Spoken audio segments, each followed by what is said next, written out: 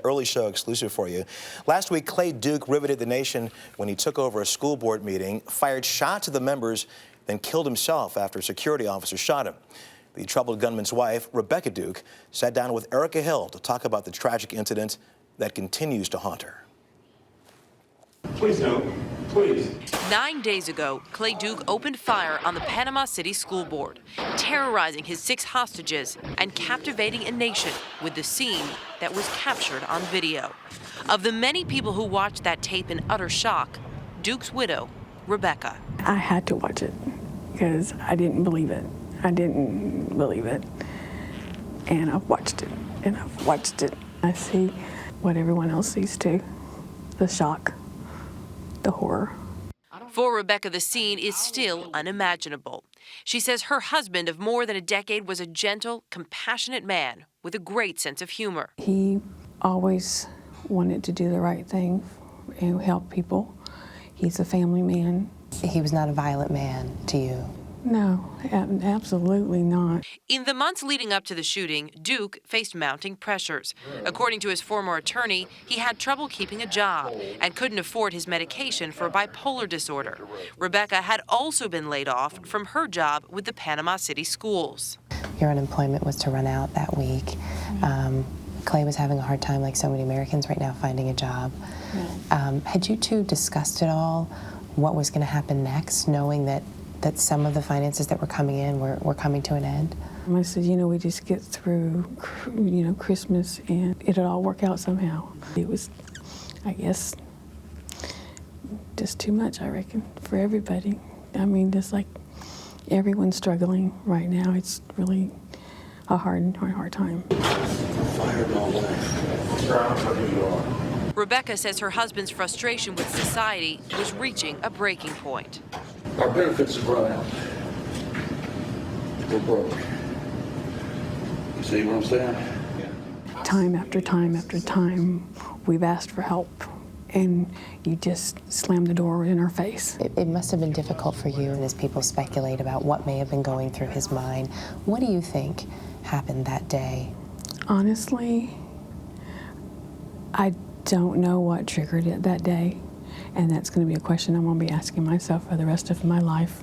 What we do know is that after pulling out his gun, Clay Duke announced he was prepared to die. I've got a feeling that what you want is the cops to come in and kill you because you're mad, because you said you're going to die in that. Duke then aimed his gun at the school board. Please don't. Please don't.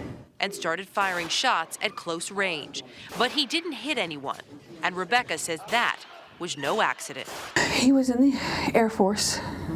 He was, he did 2 tours, 2 separate different tours, and he was trained in guns, and he was a good shot.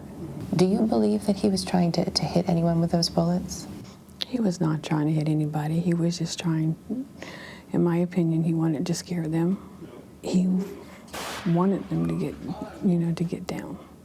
I mean, just from his body language alone, he honestly didn't want to hurt, anybody. So I came to this position and I fired another shot. Just seconds after Duke fired, security guard Mike Jones stormed into the room. I was firing shots on the ground like this. Jones hit Duke 3 times in the back. Then, lying on the floor wounded, Duke turned the gun on himself, taking his own life. I feel for everyone there at the school board. I feel for, Mike Jones. And that's why I actually came out and spoke, because I felt I needed Mike, of all people, to know how I felt. How is the rest of your family and the rest of Clay's family holding up right now? They're overwhelmed and devastated as well, and they're trying to cope the best way that they can. The reason I agreed to do this is to give my husband and his family some dignity and respect, because this was an honorable man, and he deserves it because he was a man and a father, a grandfather, a son, and a husband before he was a gunman. Understandably relieved that no one was hurt, Rebecca Duke says she will spend the rest of her life trying to understand what happened and will never stop missing the Clay Duke she knew, the man who was her soulmate.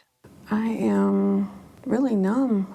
I feel that I died that day. To love someone and to get that kind of connection in life is very rare, and it is a gift from God.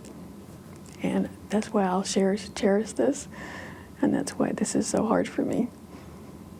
Because I feel my soul's been ripped out, and I don't know how to